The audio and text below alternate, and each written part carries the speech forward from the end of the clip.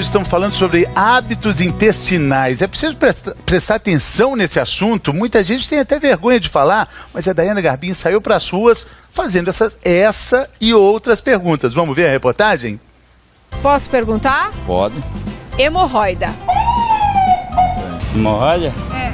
Agora você me pegou, amigo. Eu já vi falar, mas eu não sei o que significa isso aí.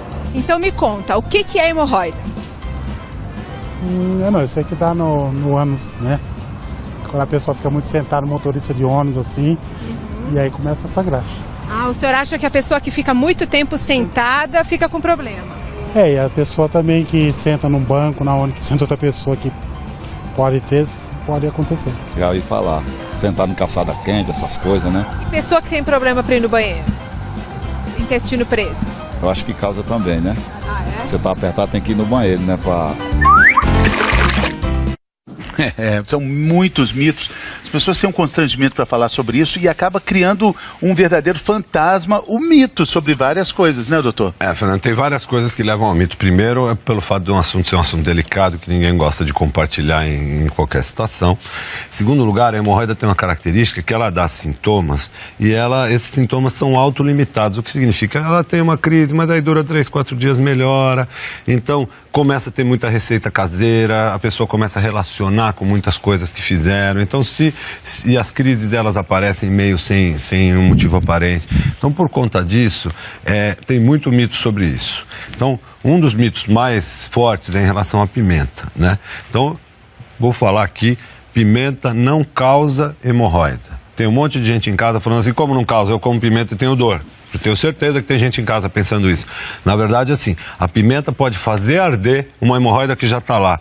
Ela não causou a hemorroida, mas o fato de ter no cocô o condimento da pimenta, quando passa ali no ânus, que está machucado, que está ferido, faz arder. Ficar sentado muito tempo... sentar em lugar quente, sentar no lugar onde sentou alguém que tem hemorroida, não passa a hemorroida de uma pessoa para outra. Ficar sentado muito tempo não causa hemorroida. Uma coisa que pode sim causar hemorroida é ter o cocô duro todo dia, porque você faz muita força para ir no banheiro.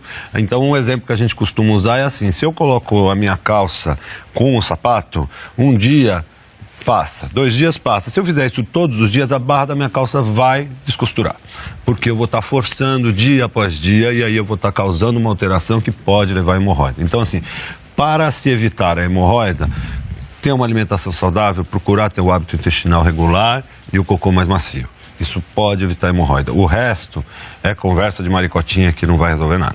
Bom, a gente vai mostrar agora aqui um tipo de tratamento para hemorroida. Doutor Marcelo, esse tipo de tratamento serve para qualquer tipo de hemorroida? Então, nós temos aqui um dispositivo de ligadura elástica, só que antes até da ligadura elástica, tem os pacientes que têm hemorroida e que eles podem ser tratados clinicamente. Quer dizer, na verdade, você orienta a forma de higiene, que é uma coisa muito importante pós-evacuação. Nós costumamos orientar que o paciente evite papel higiênico, sempre higiene com água, com chuveirinho, com bidê, evitando trauma na região anal durante a higiene. Pacientes que têm uma hemorroida que não é uma hemorroida muito volumosa, vamos imaginar numa situação inicial, esse tipo de tratamento, que é a aplicação de elásticos nas hemorroidas, pode ser interessante. O que é isso? O que é um dispositivozinho que ele tem dentro dele, ele está abrigando aqui uma banda elástica, um pequeno elástico. Nós colocamos isso em consultório, nós fazemos a tração da hemorroida e disparamos o aparelhinho. O que acontece? Esse elástico ele é disparado no mamilo hemorroidário, nas hemorroidas ou um pouco acima das hemorroidas, e por falta de suprimento sanguíneo a hemorroida acaba se resolvendo, ela realmente cai. Isso aqui é um tratamento de fato, não é uma paliação. Ela retrai? Na verdade ela cai mesmo, ela acaba necrosando, não existe suprimento sanguíneo e ela acaba caindo. Esse tipo de tratamento, atualmente nós temos usado através de endoscópios flexíveis, de colonoscópios. Então, imaginando um paciente que tem um sangramento. Ele tem um sangramento, ele precisa fazer uma colonoscopia. Ao término da colonoscopia, nós não tivemos o diagnóstico de nada, simplesmente de uma doença hemorroidária, nada mais grave. Nesse momento, nós podemos eventualmente fazer a aplicação dessas bandas elásticas, que quando fazemos por colonoscopia, né, através do endoscópio flexível, nós conseguimos colocar mais do que uma banda. Então, é um tratamento de fato aplicável a pacientes selecionados, pacientes que têm uma doença hemorroidária não muito desenvolvida. Bom, e será que tem alimentos que ajudam a ter hemorroida? A Daiana Garbim mostra pra gente. Cícero, o senhor acha que alguns alimentos ou alguns hábitos podem causar hemorroida? Pode. Tipo o quê? Me explica. Pão, massas, coisas secas, né? Então tem que ter muita fruta, legumes, né? Verduras. Acho que pimenta, provavelmente. Sim, pimenta. Sei lá, eu não tenho, então não sei te dizer, mas eu acho que pimenta deve ser bem desagradável para quem tem. Sou notista, né? Lá no norte tu sabe como é que é, a gente come as farinhas, mandioca, batata, essas coisas resseca muito o intestino. Aí eu fiz força mesmo. E eu ainda tive 5 filhos, só um que foi cesárea, o resto foi normal, né? Aí ajuda mais, não ajuda? Eu acho que é até normal no tempo quando você tá grávida, tudo. Você teve durante a gravidez? Isso. E Márcia, existem alguns alimentos que pioram, que faz doer mais ainda? Pimenta. Toda vez que eu como pimenta eu sinto. Comer muita fruta, muita verdura, para o intestino não ficar preso, né? Então, não dói. Mas que não comer muita fruta, aí já viu como é que fica, né? Ô, doutor, o que é que eu faço para melhorar essa hemorroide minha aqui, meu, que tá dando um trabalho danado? Dói pra caramba. Dá um jeito aí, doutor. Aí, doutor Fábio, dói. Que jeito em geral, pode Fernando, apresentar? Em geral, Fernando, quando dói assim, que nem ela está falando, ela provavelmente não tem hemorroida, provavelmente ela tem uma fissura. É muito comum o povo chamar de hemorroida tudo que acontece na região do ânus. Então, assim, em geral, a hemorroida sangra e não dói. Quando ela dói, é quando tem uma complicação que é a trombose hemorroidária. Mas essa senhora, do jeito que ela falou, eu apostaria que ela tem uma fissura e não uma hemorroida. Precisa procurar o médico, viu? Que aí ele vai olhar e vai te dizer o que a senhora tem para fazer o tratamento certinho. A gente já aproveita para responder aquela pergunta antes do intervalo, que era sobre a solução dos problemas da hemorroida só com cirurgia. Não é sempre só com cirurgia. Não é possível, olha só. Não é sempre só com cirurgia. Não é sempre só com cirurgia. Como o Marcelo bem falou, as hemorroidas iniciais a gente melhora com hábitos. As hemorroidas intermediárias a gente melhora com tratamentos locais. Você tem mais como um a ligadura elástica e esse aparelho aqui que eu trouxe para mostrar para vocês. Eu vou até sair de perto aqui, doutor. Tá com medo, Fernando? É claro. Esse aparelho é uma luz infravermelha que queima. Ela vai queimar a região acima da hemorroida e vai causar uma retração dessa hemorroida. Vai sair uma fumacinha, vamos ver se a gente vai conseguir, porque obviamente, olha, vou fazer de novo. Ela causa uma pequena queimadura na região da hemorroida e retrai. Isso é feito em consultório. Com anestesia? Sem anestesia. Olha, sai uma pequena fumacinha. E isso faz com que haja uma retração da região da hemorroida. Sem anestesia, doutor? Mas não dói, porque é feito numa região que não tem nervo para sentir dor. É uma coisa bem leve, bem suportável. Não é um pesozinho que dá. Obviamente, infelizmente eu ainda não passei por isso, mas eu já fiz muitas vezes. Vamos apontar isso pro outro lado aqui, por favor. Peguei aqui falando de hábitos saudáveis com relação ao intestino. O doutor Fábio falou de tratamentos alternativos que não são cirúrgicos para cuidar das hemorroidas, mas a cirurgia chega uma hora que é também necessária, né, doutor Fábio? Fernando, nas hemorroidas maiores, né, o tratamento cirúrgico se impõe. O que acontece é que todo mundo tem algum parente, algum amigo que fez a cirurgia da hemorroida, tem piada de bar dizendo que é um horror, um medo da primeira evacuação.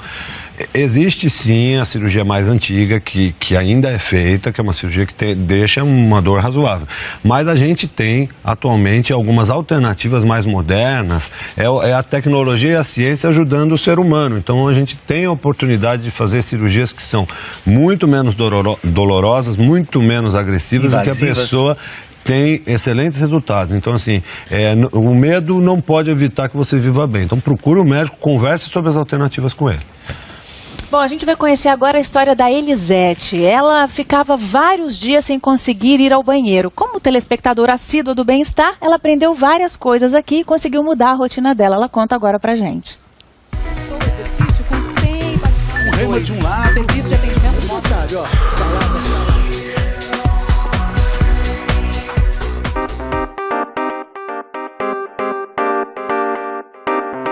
A gente vai conhecer agora a história da Elisete. Ela mora aqui em Praia Grande, no litoral de São Paulo. Sofria com o intestino preso, viu? Tinha tanta dor na barriga, vivia reclamando. Normalmente era uma vez por semana.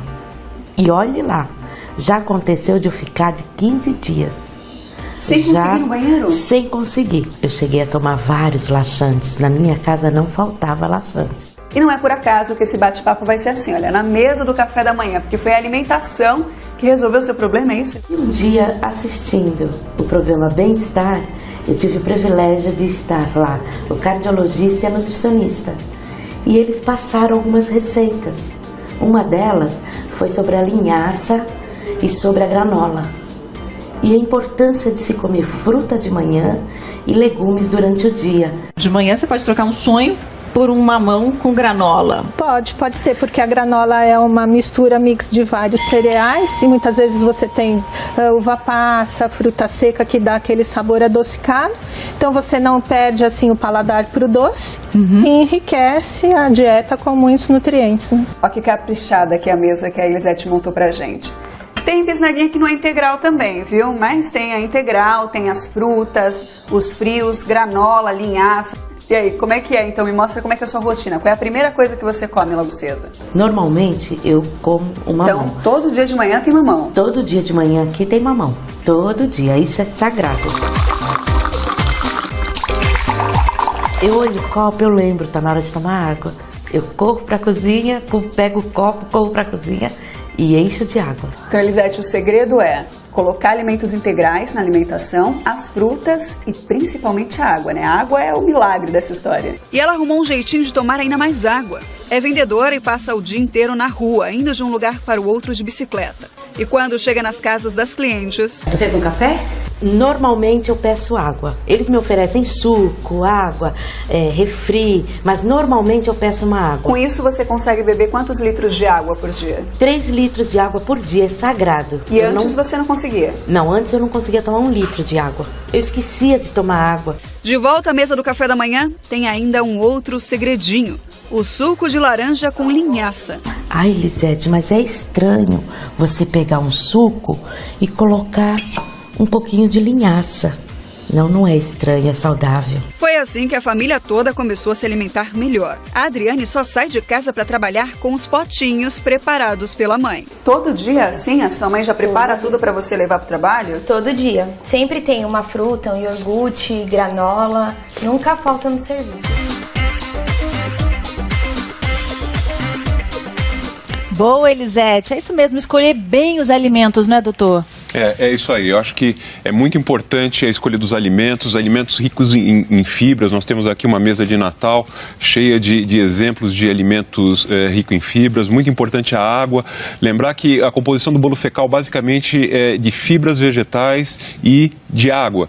Então, a ingesta de fibras e água faz com que as evacuações sejam mais suaves, evitando as doenças anorretais, as hemorroides e as fissuras que nós falamos e também, de certa forma, é uma profilaxia, um jeito de se evitar uma incidência maior do câncer coloretal.